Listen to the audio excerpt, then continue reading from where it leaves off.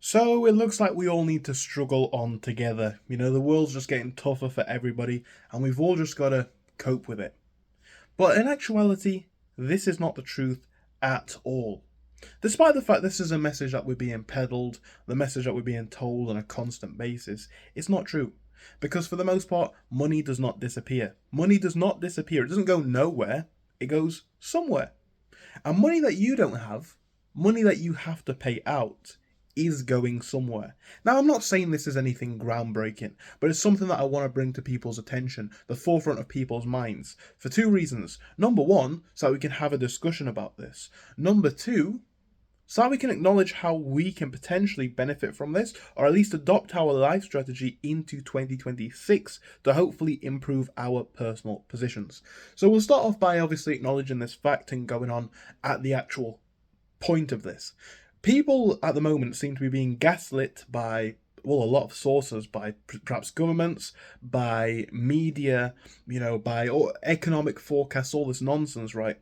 That the world is getting tougher, the world is becoming impossible, and it's happening for everybody. But this is not true. This is not true. Look, since COVID, just 4, 5 years ago, whatever it is now, maybe 6 years ago, touching on to be fair, but that's not a long time, right? Look at how the distribution of wealth has changed. The rich have more money than ever before. The fortunes of the richest people are going up astronomically. They are. They're going up astronomically. Whereas people on the street, average people, just trying to get by, are struggling more and more. So the idea that everybody is in this together is simply not the case. Like I say, we all understand this. We all understand that our money is stretching less far. You go to the local supermarket, a shop that used to cost £100 now costs 150, 200 in some cases. I know this, I do this, I see this, and you guys will perhaps relate. And people will say stupid nonsense in the comment section like, well, you can cut back on this. That is of course true. Of course you can cut back. But we are failing to acknowledge that something which just 2 years ago maybe cost £100, then cost 120, now 150, then 160, 180, right? I'm not saying that we can't cut back. Of course we can. But we've also got to acknowledge what's happening. Rent prices, similar sort of thing. And I'm not a defeatist person, which is why we'll get to the solutions potentially in a second. But what I am going to say, guys, is simply this. The idea that we're all struggling on together, oh, it's tough for everybody, is simply not true. It is not true. It is not true, right? Yes, the cost of producing things, perhaps like fuel and to a degree food, has gone up. Perhaps the demand for rents and the cost for landlords are going up. But, and I'm not saying this universally because someone will say in the comment section, well, this industry's struggling because, well, yeah, maybe one or two industries are. But just Google it. I recommend just Googling it. Almost every company that you can think of, the companies that you are struggling to pay at, the supermarkets, the fuel stations, the housing market, right?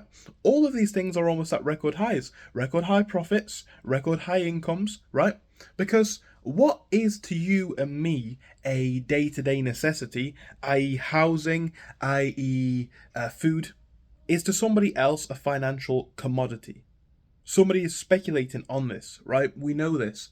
And as prices rise and rise and rise, people are getting priced out of things. Now, as much as we can talk about making cutbacks and saving costs, and yeah, this is true, we're failing to acknowledge that people are getting priced out of the basic necessities, which is simply just not a good thing. It's not a motivating thing, and it's not really a positive sign for people already working full-time jobs, right?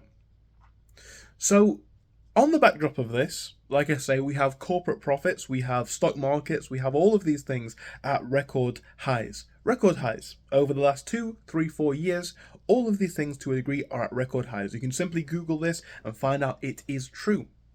And off of the back of this, the wealth of the richest grows and grows. And we need to acknowledge why this is happening, how this is happening, and how at the very least we can offset some of these costs for ourselves. Now, first things first, how do a lot of rich people get their wealth? Now, most people on the street work for money, and that's fine. That's not unusual, it's not uncommon, there's nothing wrong with that at all. But rich people, once they get to a degree of wealth, often don't work that much for the money. Because common sense would dictate, with so many hours in the day, there's only so much work you can do, and subsequently only so much income you can make. Rich people often make the most money off of the back of their assets. So, for example, if you have stocks at a time when markets are rocketing, if you have housing when the same thing's happening, if you have gold or silver over the last 5, 10, 15, 20 years, same thing, right? All of these markets are rising. And the reason why this needs to be acknowledged is because we talk about inflation like it's a bad thing. But inflation is not universally a bad thing for everybody. So, for example, let's talk about housing inflation, the inflation of house prices.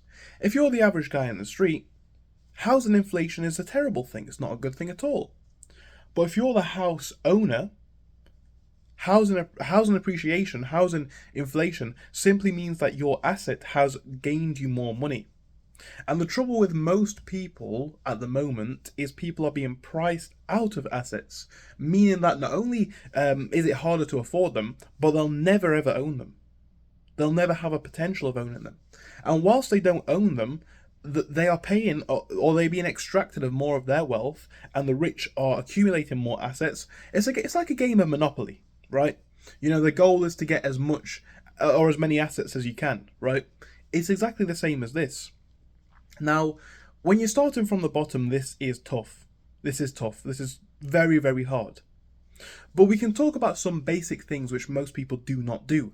And I'm not saying that you should. I'm not saying that you shouldn't. I am not a financial advisor, and clearly this video is not financial advice, right? I'm a guy sat at home, not even wearing a t-shirt. So take this with a grain of salt, to say the least. But think about it reasonably, right? A lot of people do still waste money. I'm not saying all people. I know that there's going to be someone watching this, and that's fine, who is going to say, I'm working full-time, I am struggling, can't afford anything. I'm sure that is true for a lot of people. But at the same time, a lot of other people, and I would say probably the vast majority of people, do still have a decent amount of money that they could save. Now, I'm not saying that sacrifices wouldn't be made, but let's just talk about a few areas that people often do waste money. And these are based on statistics. I'm not saying that this applies to everybody, but I'm saying that these are a few examples. How many cars in this country right now are leased, as in financed, monthly payments, right? And people do this for a number of reasons. The first one is obviously going to be prestige. Now, people will make this a lie, I do think it is a lie, about safety and reliability. Now, yes, car safety has improved a lot in the last 50 years. Let's not say that if you were driving a 1980s, Mini, that you'd be as safe as if you were in a modern SUV. That's just not true. But what is true is that cars from just 10 years ago are so new, so modern, by technological standards, that they are relatively safe and relatively reliable. Guys, I drive a 30-year-old car and it is extremely reliable. It's never broken down once. So that saves you a lot of costs straight away. That Mercedes payment or that car payment, you don't need it, right? And then we can talk about saving a little bit of money on some bills. Most people have got a very expensive mobile phone which is on a contract. That's usually not a good thing to buy, because most people have a top of the line. That's like an iPhone. You don't need an iPhone, most likely, right? Like the phone that I have is a Samsung. It's an expensive Samsung, I'm not going to lie. But, to buy this phone on a contract, on a lease, would have been like £50 a month. After for maybe like 2 or 3 years. You work it out, it's a rip-off. It's an absolute rip-off. I bought the phone in cash, which I understand is a privilege to do, but maybe that's, £700. The phone can last about 7 years, because my last one did. £100 a year. No, not £50 a month, so £100 every 2 months. £100 a year. And then I just buy a cheap contract, right? It gives me a decent amount of data, more than enough, and all of these things, and it costs me like £10, £15 a month, right? Very reasonable overall. And I'm not going to go on a full rant of all of these things, but all of this money that is essentially being wasted by a lot of people can go straight into a pool, a financial pool. And after a couple of months, maybe 2, 3, 4, 5, 6 months, you might have £1,000 in there. You might have £2,000 in there, maybe 5, 10. It depends how much you make and how much you can save, of course. But think about it like this. That otherwise is money which is being wasted. It's being handed to the people who are making your life worse. And this is true. This is true. Because the big rich people, the corporate funds, so on and so forth, they're just going to take your money and invest it anyway and buy themselves a nice Range Rover and a mansion. So what you need to do is then take that money and do what rich people do. Put it in the direction of assets. Assets that you can afford. Assets that at the very least keep up with inflation. And at the very best will perhaps double or triple or more in time. Now, what those assets are, that's for you to decide. For example, a high interest savings account, which makes more than inflation, is potentially a decent asset. But at the same time, starting a business that you think will be a success or will be a success, that can make you, let's say you invest £1,000 and you get £10,000 back, that's also a very good investment. But all I'm saying, guys, is without taking some initiative into savings, into investing especially, and this can be a multifaceted term. People hear investing, they think stock market, they think specific things, housing. But investing can be a number of things, okay? But without these things, people are going to be truly destroyed. People are optionally, and it is a choice, handing away a lot of their income on a lot of stupid things to people who are going to make their life worse. It's not a good position to be in, guys, and it's not something which is going to be sustainable. It is going to make the average person's life worse, and I think at the very least this is a conversation to think about.